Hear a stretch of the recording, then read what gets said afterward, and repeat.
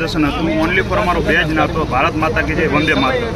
અમે પોલીસ તંત્રના એસપી સાહેબ દ્વારા અમે કીધું હતું કે અમારી રેલી ખાલી અને અમે જ એને કંટ્રોલ કરશું, કારણ કે અમે પણ ડિસિપ્લિનવાળા છીએ, અમને પણ કંટ્રોલ કરતા આવડે છે। ખાલી ભારત માતા કી જય વંદે માતરમ બે નારા સાથે અમારી રેલી કાઢવાની હતી।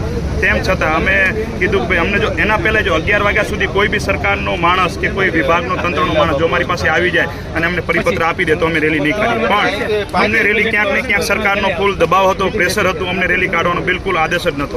તો એના કારણે અમને જે રેલી કાઢવાના પહેલાં જ 500 પોલીસ કર્મીઓએ ગાંધીનગર સત્યાગ્રહ સામેથી ઉઠાવી લીધા। એના પછી બીજા જે અમારા આર્મીના જે કર્મચારી જે રિટાયરમેન્ટવાળા તે આપણે એરપોર્ટ સર્કલે અમારો કોઈ આ સરકારે ઉપર રહી અને એરપોર્ટ સર્કલ હતું ત્યાં જામ કરાયું, અમારો કોઈ નહોતો। અમને એમને કીધું હતું અમારે બે જ નારા છે ભારત માતા કી જય વંદે માતરમ, બીજો કોઈ અમારે ઠીક નહોતો। તેમ છતાં પણ સરકારે ઉપર રહી અને એરપોર્ટ જામ કરાવ્યું તંત્રએ રેલી અટકાવવા માટે।